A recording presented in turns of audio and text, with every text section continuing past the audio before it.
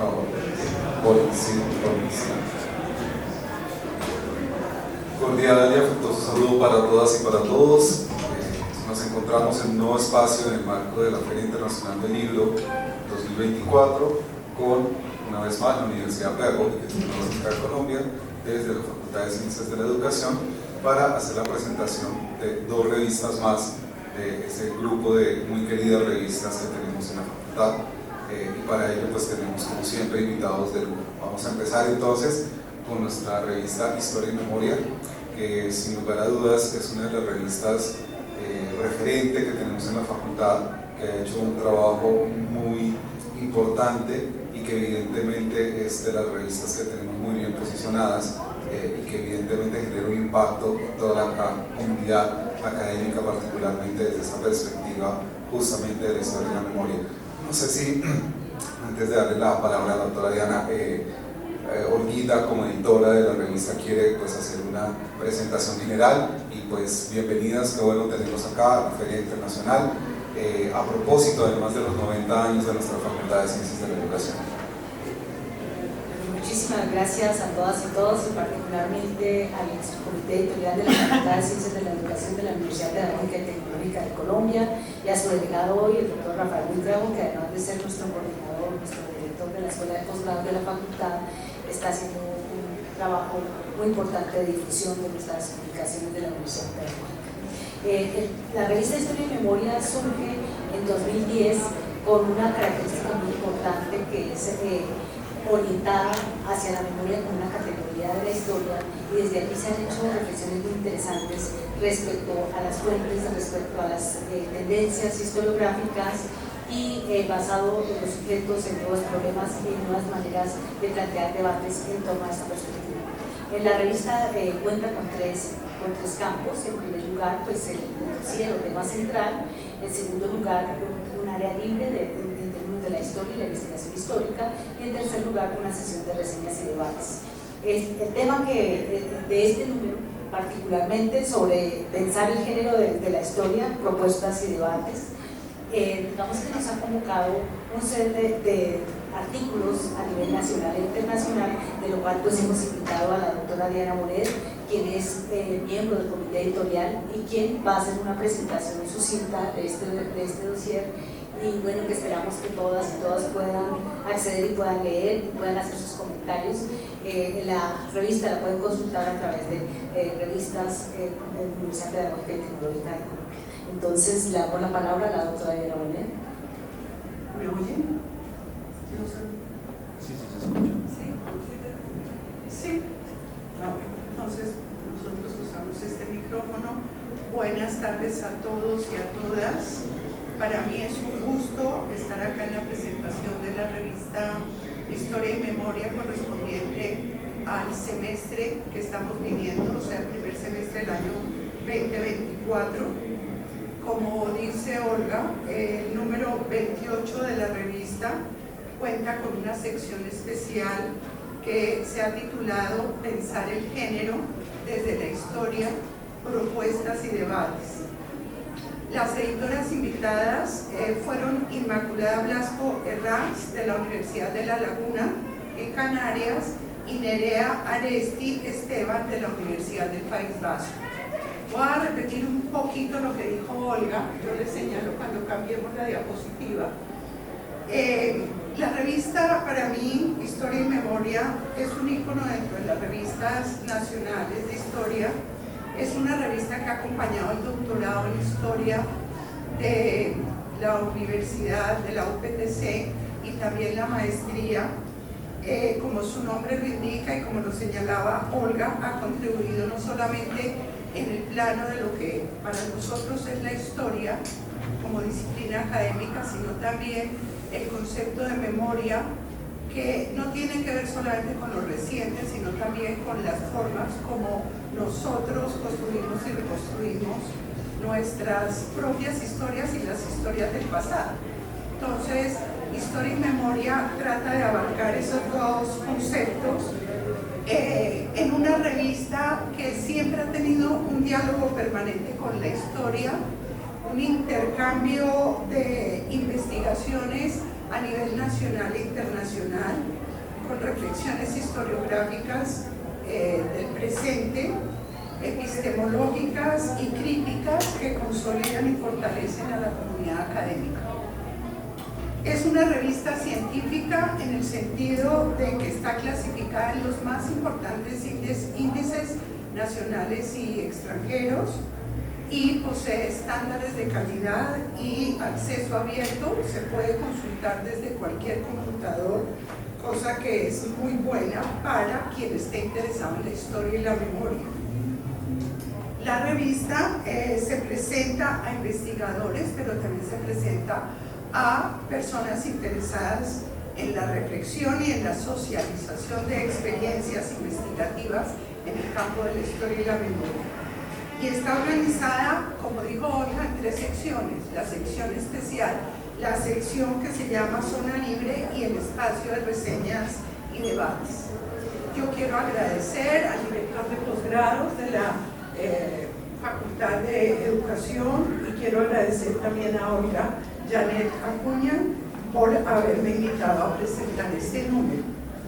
¿Qué es lo que voy a hacer? Primero vamos a pasar de la diapositiva, vamos a pensar un poquito en términos generales lo que significa este título, pensar el género desde la historia, propuestas y debates. En realidad, la revista está enfocada a pensar el género, pero a partir de 2 elementos que me parece que son súper importantes. Por un lado, hacer propuestas de cómo se puede mirar el género desde la historia y la memoria, y por otro lado, debatir y confrontar y buscar caminos para pensar en este concepto y en esta categoría de géneros que es muy importante en el mundo actual. Entonces, me voy a permitir pásame por favor la diapositiva. Dentro de esta revista Historia y Memoria, vamos a mirar cómo se configuró el número, que creo que tiene varios significados. La siguiente. Aquí están los 5 títulos de los que yo voy a comentar. No los voy a resumir, no es el sentido. Sencillamente lo que quiero hacer es poner en el tablero, por decirlo así, los 5 enfoques que vamos a mirar que tiene esta revista número 28. El primer número, que es escrito por una investigadora que se llama Laura Sabrina González Carracedo, es parte de una pregunta: ¿la raza como categoría histórica en el siglo XV? Es un artículo que nos rememora, nos lleva a el momento, digamos, del descubrimiento y la conquista de América, y lo que se hace la pregunta a la investigadora es si la raza es un concepto que se puede usar en el siglo XV. Y a continuación tiene un subtítulo que me parece muy importante, sobre el cual va a versar su artículo, que dice: la colonialidad del género y las mujeres canarias infieles. Esto nos va a llevar a estos debates que se propone en la revista, en cuanto para la autora hay una duda si el concepto de raza como lo conocemos hoy, que es un concepto acuñado en el siglo XIX, nos permite mirar el contexto del siglo XV, o si más bien es desde otro ámbito que tenemos que mirar cómo se configuran las formas coloniales de género en el siglo XV. Y para eso, entonces, ella habla de los infieles y particularmente de las mujeres canarias, de las Islas Canarias, las mujeres de las Islas Canarias y la infidelidad. Pero no la infidelidad en el matrimonio, sino la infidelidad frente a los preceptos de la Iglesia. Lo que se hablaba de fieles e infieles, paganos y creyentes. Y está relacionando con este concepto de la infidelidad aquellas personas, mujeres colonizadas. Canarias es el primer sitio por donde se da la colonización para venir a América. ¿Y qué papel jugaba allí? La fidelidad y la infidelidad de la Iglesia. El segundo de los títulos habla de mujeres de ánimos viril. Dice la autora, que es Liliana Pérez Miguel, estereotipos y roles de género en la conquista de América en el siglo XVI. El segundo artículo, histórico también, nos va a mostrar el contexto en el cual estas mujeres del siglo XVI se desempeñan y cómo hay una concepción a partir de la virilidad para aquellas mujeres que de alguna manera enfrentan y luchan en estos procesos de conquista. O sea, es el prototipo de la virilidad lo que está haciendo que se piense en las mujeres. No es de manera, digamos, distante a ese concepto de la virilidad, porque quiere decir que lo que vale es el hombre y no la mujer. El tercero de los títulos que ustedes están viendo allí, de una autora que se llama Angélica María Blanco Estupiñán, nos lleva al siglo XIX y nos habla de horneando la nación, las mujeres como constructoras del proyecto nacional en Colombia del siglo XIX. Y este artículo tiene la particularidad de mostrar desde la vida de lo privado, desde el lugar de las mujeres en sus casas y en su vida cotidiana, cómo estas mujeres en sus cocinas y a través de los alimentos empiezan a configurar lo que se llama la modernidad. Hornear la nación es pensar que las mujeres aportaron desde los lugares de lo privado elementos para modernizarnos y hacernos semejantes a lo que se pensaba en este momento debíamos de ser, a los franceses y a los ingleses, incluyendo recetas, incluyendo comidas, incluyendo alimentos que no estaban en las dietas primigenias de estos territorios. El cuarto de los artículos, participación de las mujeres en guerra y sus escritos del yo, una revisión analítica, está escrito por una mexicana que se llama Sonia Luruen Lerma Mayer. Ella lo que se pregunta en su artículo es cómo las mujeres a partir de la escritura tuvieron una participación y una concepción de lo que fueron las guerras de independencia. Las mujeres hablaron desde el yo, desde su propia experiencia, a partir de sus procesos que vivieron en la vida independiente y en las luchas de independencia. Y por último, el quinto de los artículos se titula Género, Trabajo y Migración y nos remonta al siglo XX, categorías para el estudio del exilio republicano de 1939 en Francia. Este artículo creo que tiene mucha actualidad, porque hoy estamos en un mundo que, si bien no estamos en la guerra española, estamos viviendo circunstancias semejantes a partir de la migración. Y estas mujeres que migraron durante la guerra española del 36 al 39 tuvieron que ir a Francia a trabajar y a vivir como mujeres migrantes. Y las experiencias que se muestran en el artículo tienen que ver con esas condiciones de mujeres que fueron migrantes durante el periodo del exilio republicano en España.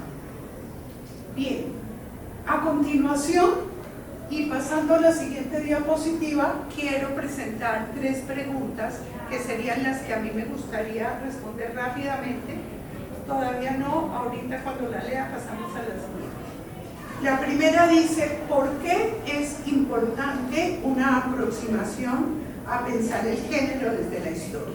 Esa es la primera. ¿Por qué es importante pensar el género desde la historia? La segunda sería, ¿qué miradas se han hecho desde la historia al tema del género? ¿Cómo el género ha aportado a la historia? ¿Y qué miradas se han hecho? Y la tercera es qué novedades poseen los artículos que ofrece el dossier. Esa sería la última de las tres, para terminar ya con los aspectos que yo quisiera destacar del número. Esa es la última diapositiva que tenemos. Tenemos tres más, pero hasta ahí vamos a presentar ahora. Bien, si quieres nos podemos volver a la primera pregunta, que es ¿por qué es importante una aproximación a pensar el género en la historia? Y yo voy a rápidamente decir lo siguiente. Hoy por hoy, en cualquier ámbito de la historia, no se puede prescindir del concepto de género. Es más, no podemos hacer ni estudiar interpretaciones relevantes de la historia si no consideramos el género como una categoría fundamental dentro de nuestros estudios. Ese sería el primer punto. El segundo tiene que ver con que la historia del género ayuda a entender mejor los fenómenos de distinta naturaleza. Es decir, el género nos puede ayudar a pensar la conquista desde otra óptica que no el de los conquistadores. El género nos puede ayudar a pensar la historia de manera distinta a partir de la religión y no de la raza. Entonces la segunda tiene que ver con que el género nos permite ver nuevas perspectivas y diversas perspectivas del mundo, de la historia, del pasado y del presente. El tercer elemento sería que en los artículos está latente la idea de que las mujeres no fueron nunca ni concebidas, ni participaron, ni actuaron solas. A veces ni siquiera actuaron bajo el carácter de ser mujeres, sino de formar parte de una colectividad. Esto es importante porque a veces pensamos que la historia de género se refiere solo a lo que hacen las mujeres, y la historia de género se hace en una perspectiva multidimensional, plural. En este caso tenemos una experiencia de mujeres que escribieron sobre mujeres y de mujeres que escribieron sobre la historia, pero no quiere decir eso que hayamos dejado por fuera a los otros, elementos de la vida social. Y por último, los artículos ponen todos a trabajar el género con otras variables: la raza, la clase, la nación, las jerarquías, la religión y las posiciones políticas en los conflictos bélicos. Eso es importante, y por eso es importante una aproximación a pensar la historia desde el género. Pasando a la siguiente pregunta, ¿qué miradas se han hecho? Solamente me voy a referir a lo que se presenta en los artículos de la revista para que ustedes quieran consultarla después y vayan a consultar la revista, que está bajo el nombre de Historia y Memoria y se puede mirar desde cualquier computador. Lo primero es contrarrestar los procesos de invisibilización y de silenciamiento de las mujeres dentro de la historiografía bélica y social. Esa es la primera de las visiones, de las miradas. Contrarrestar esa invisibilidad. Segundo, mostrar los espacios domésticos como lugares de creación de nuevas costumbres, tanto para hombres como para mujeres. Y por último, también lo que se llama la interseccionalidad, lo que quiere decir, y lo dijimos ya en palabras anteriores, que hay distintas aristas para pensar el mundo de las mujeres y para observar a las mujeres con relación a mujeres y religión, mujeres y guerra, mujeres y construcción de la nación, mujeres y narrativas, exilio republicano, mujeres y trabajo.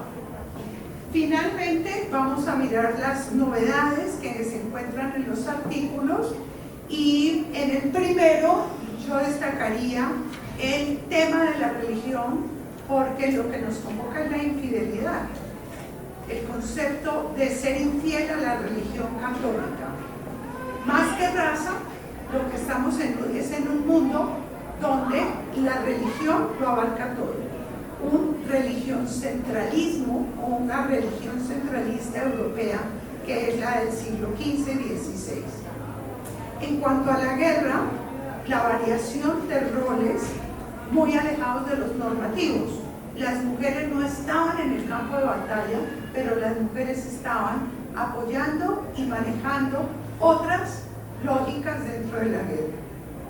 El tercer capítulo sobre la vida cotidiana y sobre la mujer y la construcción de la nación nos lleva a hablar de la identidad nacional y de la modernidad y de la modernización a través de la cocina. El cuarto nos habla de las narrativas y la construcción de identidades a partir de la palabra escrita. Y el último, la mujer y el exilio, nos llevan a pensar en la mujer y el trabajo. Esas son las novedades que nos presenta el libro. Por último, ¿qué aspectos, y ahí podemos seguir, qué aspectos me gustaría destacar del libro? De los artículos de la revista. Primero, las novedades temáticas de las cuales se ha hablado. Segundo, lo que es las categorías analíticas que se trabajan y sobre todo la relacional. El género es un concepto de relación con otros. Y también estas novedades temáticas nos llevan al siguiente punto, que tienen que ver con el uso de las fuentes. Para hacer trabajos como estos hay que resucitar fuentes que son importantes para entender el género. Crónicas, diarios, imágenes, distintas relaciones de mando, por ejemplo. Y por último, sería muy importante mirar los matices que nos presenta la revista en este caso. Eso es todo, muchísimas gracias. Muchas gracias por esta presentación. Si ustedes me permiten, y aprovechando que tenemos un poquito de tiempo, estamos bien. Si bien es cierto que la revista pues tiene una consolidación que ya reconocemos, que ya sabemos, y este número en particular tiene unas características, unas condiciones muy interesantes que sin duda a través de la presentación que se ha hecho nos deja con toda la gana de ir a profundizar en estas lecturas, en estas propuestas. Pero más allá de la revista me surge una pregunta y voy a abusar del tiempo y de ustedes en dos líneas. La doctora Olga Acuña es una profunda amante de aquello de la enseñanza de la historia, ¿no? Y mis dos preguntas tienen que ver con que, si bien es cierto que la revista es un lugar de circulación de conocimiento para investigadores, donde se presentan trabajos de unos niveles muy altos, ¿cómo hacemos o cuál sería nuestra responsabilidad? Sé que estamos llenos de trabajo, pero para que la revista pudiera permear un poco más las escuelas, la vida de esos niveles de básica y media, incluso universitaria desde luego. Y dos, qué interesante, yo hacía un viaje en el pasado y decía, ¿por qué a mí nunca me enseñaron la historia desde lugares como los que ustedes nos están mostrando? O sea, porque siempre tuve que ver supeditado a fechas, a eventos descontextualizados, a historias aburridas, si uno lo quiere decir, cuando hay tanta riqueza en esos elementos que ustedes nos presentan. Entonces, es un poco de estos dos elementos a propósito de la revista, y la revista me sirve como de detonante, de provocadora para pensar esas cosas. No sé qué podrían decirnos al respecto. Bueno, pues muchísimas gracias, doctor Rafael, por esas estupendas preguntas. Nos llevan a una abstracción total en el tiempo y en el espacio, y es, digamos, cómo conversar y cómo hacer llegar estos saberes a los niños en las escuelas. Y justamente creo que hoy somos una sociedad más visual y audiovisual, y hemos nosotros querido también desarrollar una serie de eventos, intentamos con unos podcasts, con unas entrevistas, poder hacer más fugaz, digamos, ese conocimiento y que llegue a todo tipo de público. Y también pues la motivación es para los docentes, digamos, para que conozcan, dialoguen este tipo de trabajos que digamos, nos cambian el panorama del sentido y el significado de la historia. Entonces, nuestra apuesta en la maestría y en el doctorado en historia es justamente esto. Digamos, romper o deconstruir una noción de la historia, una historia tradicional, una historia de héroes y batallas, para generar cambios en términos del sujeto común y corriente, de una historia desde abajo, de una historia de todo tipo de acciones, de procesos, y que justamente cambia primero el sentido de la historia, el papel del sujeto, nos pone en una relación dialógica pasado y presente.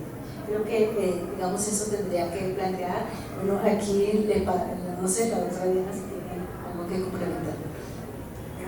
Yo creo que la misión de la UPPC, en ese sentido la misión de la maestría y los posgrados, está muy relacionada con la primera pregunta, porque las personas que llegan allí van a ser las personas que van a permitir que lo que estás haciéndose a un nivel del doctorado y la maestría pueda llegar a los lugares de las escuelas y de los colegios.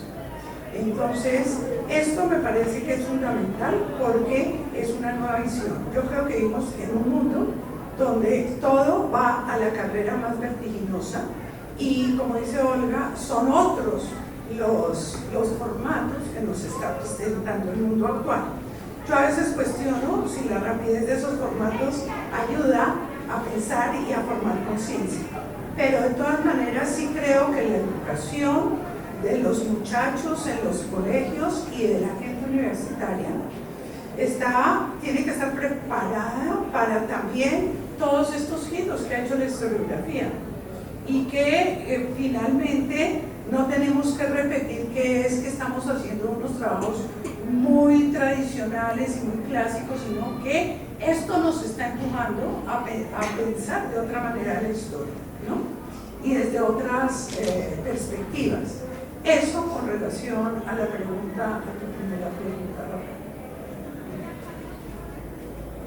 Bueno, yo quisiera, con respecto precisamente a complementar un poquito estas preguntas que son muy provocadoras, y respecto a la revista, por ejemplo, en este número, que en la zona libre encontramos, por ejemplo, sobre la educación popular y el papel de Bernardo de Monteagudo y cómo, digamos, otros personajes están pensando el sentido de la educación, el sentido de la sociedad, por ejemplo.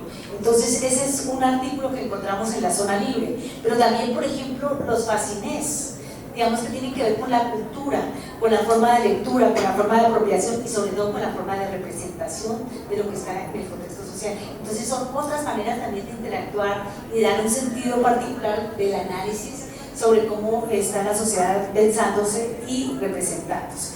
También encontramos en un tercer artículo en la zona libre de Capitanejo bajo fuego, memorias de una toma guerrillera. Y allí, por ejemplo, encontramos cómo los profesores Germán Figueroa y Germán Guillermo Tolosa, digamos, analizan la toma guerrillera de 30 de agosto de 1996, en que justamente bajo el miedo, el temor y otras dinámicas sociales, la gente está esperando a la expectativa de qué va a pasar, ¿sí? Cómo cambian los referentes sobre el territorio y cómo generan otras dinámicas con relación precisamente al conflicto.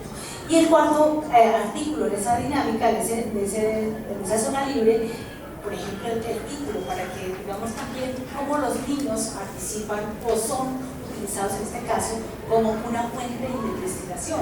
Entonces nunca nadie me lo había preguntado, el testimonio de menores de edad como fuente para la investigación histórica en Colombia. Y es que a veces justamente ellos son actores sociales, pero digamos los hemos omitido, simplemente aludimos a ellos, pero ellos también tienen una versión sobre los hechos, tienen una experiencia vivida y es justamente, digamos, para responder a la pregunta que nos plantea el doctor Rafael frente a cómo insertarnos en el centro de la enseñanza de la historia y cómo asumir su retos. Muchas gracias. Bueno, te agradezco mucho, sin lugar a dudas, ahí lo tienen todos nuestros oyentes, una revista que sin lugar a dudas va a aportar muchísimo, no solo al análisis del entendimiento, sino también un poco a dimensionar esas configuraciones y esa manera en que a través del paso del tiempo se van cargando justamente los hechos, las palabras de sentidos, significados y de toda una serie de relaciones. Vamos entonces a abordar ahora otra de nuestras muy importantes revistas, Cuadernos de Lingüística Hispánica, que sin lugar a dudas también, digamos, al igual que todas las revistas que tenemos en la facultad, pues asumen un lugar desde donde se hacen unos estudios muy importantes que evidentemente nos ayudan a configurar todo esto de la producción de conocimiento y justamente de estos intentos que hacemos por ver, leer e incluso resignificar el mundo. Entonces, te cedo la palabra. Buenas tardes. Primero agradecer a la UPTC, a la unidad editorial, a la facultad a la que pertenecemos, que es Ciencias de la Educación, por brindar este espacio para poder darles a ustedes un poco sobre la revista. La revista que la editora es la profesora Lucía Bustamante. Yo apoyo los procesos de esta revista desde el año 2017 y la revista se llama Cuadernos de Lingüística Hispánica. Entonces les quería hablar un poco de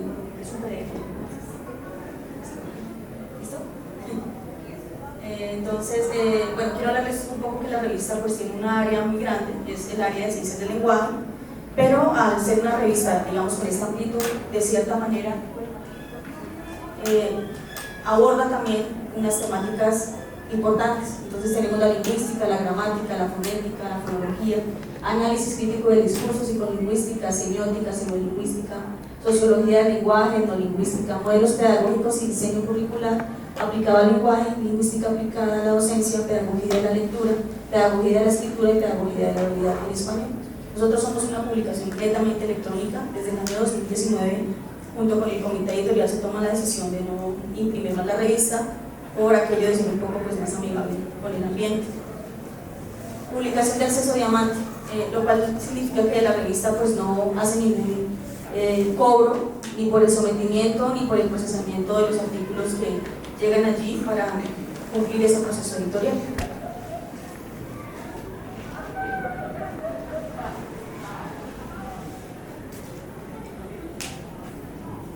Nosotros tenemos la ventaja de poder, de cierta manera, publicar en el idioma español, inglés, francés y portugués.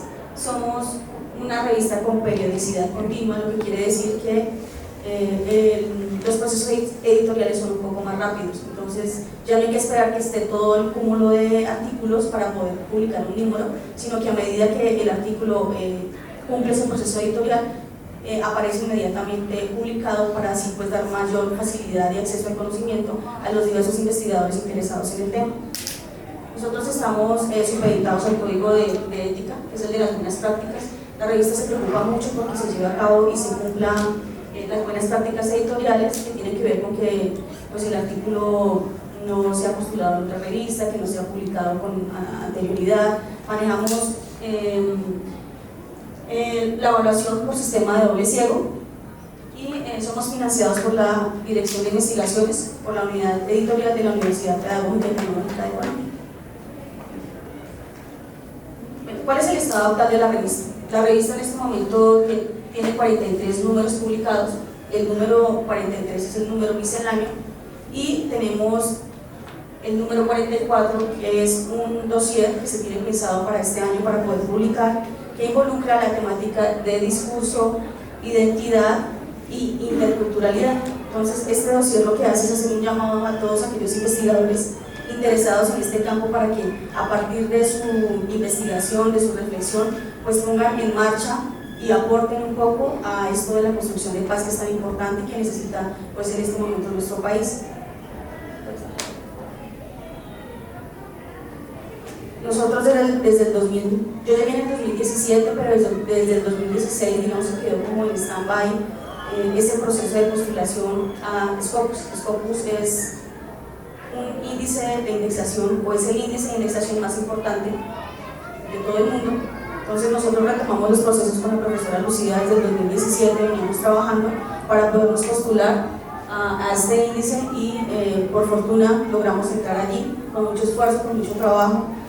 La semana pasada recibimos la noticia que nosotros pues quedamos en el INCU3, en el cuartil 3. Entonces para nosotros esto es muy motivante, muy satisfactorio.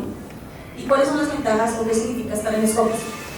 mayor visibilidad de contenido en otras partes del mundo, como Argentina, Chile, México, Perú, China, Costa de Marfil, entre otras partes del mundo. Investigadores con gran trayectoria en el área interesados en publicar en nuestra revista. Entonces hemos recibido artículos muy interesantes y muy buenos que vienen de otras partes del mundo. Gran aceptación de pares evaluadores con índice H de gran impacto. Digamos que uno de los principales problemas que tienen las revistas a menudo es poder conseguir pares evaluadores que pues estén dispuestos a hacerlo sin ningún pago, y esa era como la problemática más grande que tenía a veces la revista, y al nosotros poder entrar a Scopus significó, digamos, para la revista en gran medida que nos aceptan mucho más rápido estos pares evaluadores, llevar a cabo esta tarea, primero pues porque estar en Scopus da a entender pues que somos una revista que en términos académicos e investigativos es de alta calidad en el área.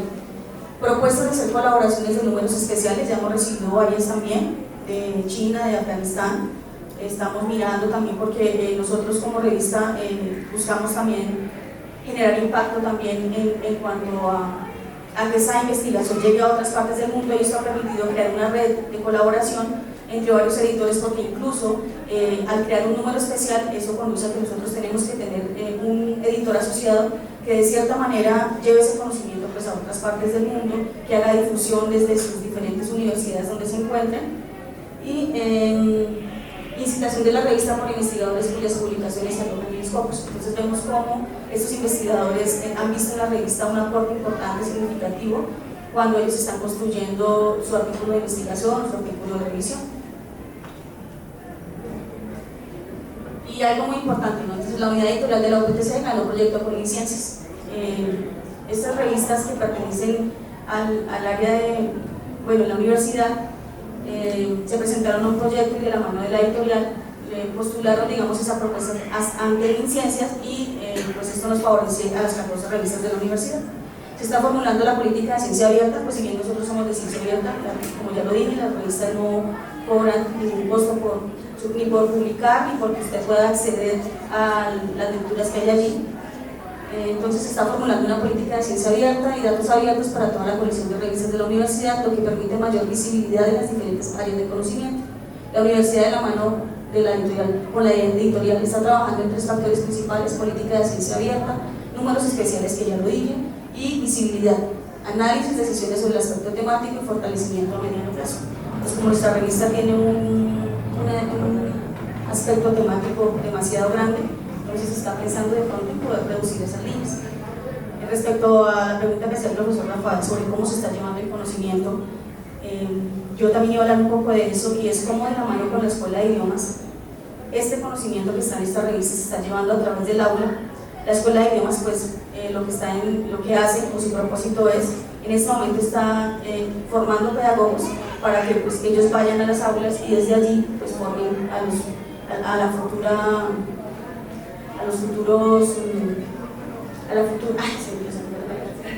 futuras generaciones. Gracias, profe. Entonces, es muy interesante porque yo noto que los contenidos programáticos que hacen los docentes, lo digo por mí porque yo también soy docente de la Escuela de Idiomas, es como nosotros tomamos todas estas revistas, porque he visto también bibliografía de la revista Historia y Memoria, de la revista de Cuadernos de Lingüística, y cómo a través, es responsabilidad del profesor, cómo este profesor hace que desde allí empiece a hacer ese flujo de llevar ese espacio de conocimiento a otros contextos.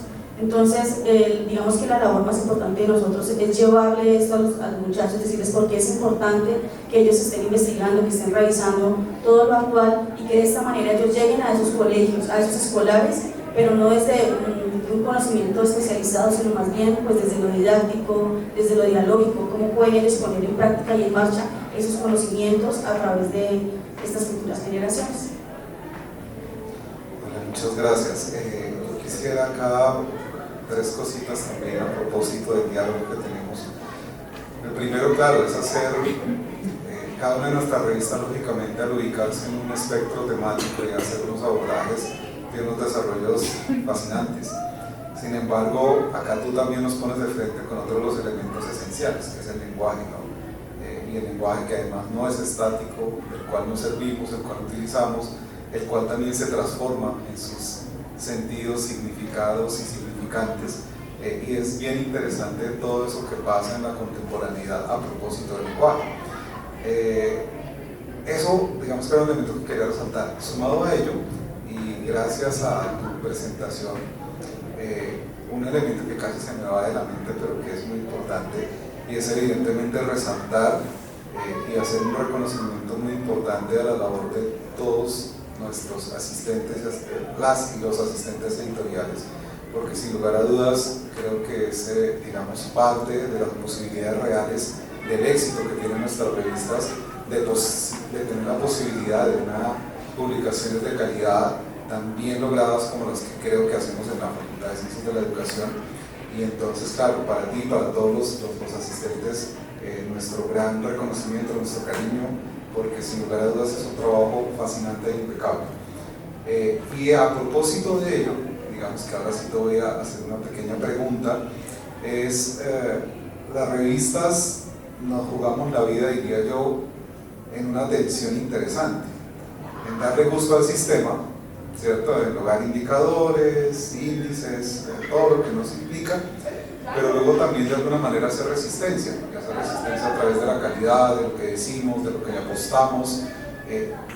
Desde esa mirada tuya como asistente, ¿cómo ha sido esa tensión, esa distensión y qué ha hecho la revista para que los productos sean muy buenos, tengan la esencia que deben tener, pero además le jueguen al sistema? Bueno, profe, yo creo que nosotros estuvimos muy tensionados con todo este proceso de ciencias, de la convocatoria que no se ha dado. Incluso hay una tensión muy grande porque si la convocatoria se llega a dar en los términos en los que está establecido, pues probablemente muchas revistas de la universidad no logren quedarse allí. Pero pues no ha salido la convocatoria, digamos que no hay información, por decirlo así, clara sobre esta convocatoria. Y digamos que sí es una tensión, profe, es una tensión porque uno sabe que la revista de uno es una revista de calidad, que es una revista buena, que es una revista en la que uno ha venido trabajando, pero yo creo que lo más importante, y como ya lo dije, es siempre mantener las buenas prácticas editoriales por encima de todo, profe. Entonces, si bien es una tensión, pues nosotros con la profesora Lucía Bustamante nos quedamos tranquilas un poco en ese aspecto y nos ponemos a mirar qué pasa con Inciencias, sino pues igual seguiremos trabajando por la revista porque lo más importante es poder seguir haciendo ese proceso y poder seguir generando ese contenido de calidad para que llegue a otros lados. Pero tenemos la gran ventaja de poder entrar a Scopus, entonces yo pienso que las revistas nacionales, cuando logran entrar a este índice de indexación internacional, pues no se preocupa, digamos, tanto por ya llegar a ser, entrar a esos índices nacionales reconocidos. Entonces sí hay una tensión importante, pero yo pienso que siempre con amor al trabajo, que es lo que hacemos todos los asistentes, es siempre generar conocimiento de calidad pues, por encima de estas convocatorias. Entonces, independientemente de cómo ellos analicen o coloquen en juego sus indicadores para que las revistas logren entrar allí. Fantástico, bueno, y no podía dejar de mencionarlo porque creo que es un buen escenario y un buen lugar, pero evidentemente, ya que creo que todo esto lo subimos a plataforma, evidentemente darle una enorme felicitación a la revista por su ingreso a Scopus. Todos los que transitamos en estos ejercicios sabemos que es complejo, que es difícil, implica una carga muy importante de trabajo, pero que al final evidentemente la calidad se ve reflejada en ese trabajo que hacemos. No sé si nuestros invitados, nuestro excelente panel, quiere hacer una última invitación y un cierre, ya que el tiempo acá se nos empieza a agotar y es muy importante dar cumplimiento a ello. No, yo también, pues como miembro del Comité de Historia y Memoria, felicitar a la revista, pues, felicitar a Olga, que ha estado ahí al tanto de la revista durante muchos años, a Jimena, que ha sido esencial y que es a lo que estaba refiriéndote, pero también hablar un poquito sobre lo último, sobre, bueno, cómo nos movemos. Estamos siempre de acuerdo con lo que nos toca hacer para poder quedar en los cánones de lo que están pidiendo, y ahí sí yo tengo varias preocupaciones. La primera, que el español es una lengua que no entra de la misma manera a concursar en todas estas revistas como el inglés, por ejemplo. Y esto, las revistas nuestras lo sufren amargamente. Esto es un punto. Lo otro es que Brasil ha estado siempre por lejos de nosotros, y el portugués también es un idioma que no es muy leído en el mundo. Entonces, las revistas de nosotros yo creo que tienen que acercarse a Brasil, que es parte, digamos, de nuestras referencias más cercanas, y empezar también a tener una comunicación más permanente con ellos. Y lo otro, pues, lamentablemente tenemos que producir también en inglés para que podamos ser leídos, ¿no? Pero yo creo que con un esfuerzo constante de las revistas, pues podemos ir saltando estas dificultades y viendo hacia dónde se mueven las expectativas de ciencias, porque no siempre se mueven de la misma manera. Entonces hay que estar muy atentos. Eso sería, y agradecer también al público por habernos oído.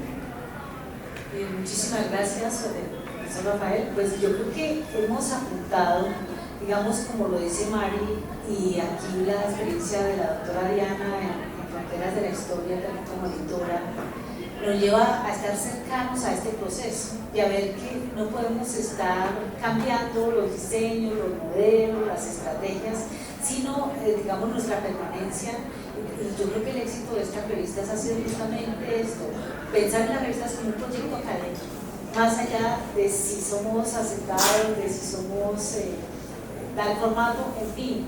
Creo que nuestra apuesta está por plantear una serie de debates ya en torno al lenguaje, en torno a la colonia o en torno a los temas que hemos definido, en fin, ya desde el área libre, como en muchas ocasiones también lo planteamos, o desde los dossiers o temáticas afines, que creo que es una manera también de poner en diálogo el conocimiento, reflexiones, debates que nos aproximen, digamos, a realidades completas sobre el conocimiento, sobre la producción de conocimiento en torno a la mujer. Entonces, muchísimas gracias por la pregunta. Y bueno, invitados a leer Historia y Memoria y lingüística. ¿Algo más que decir?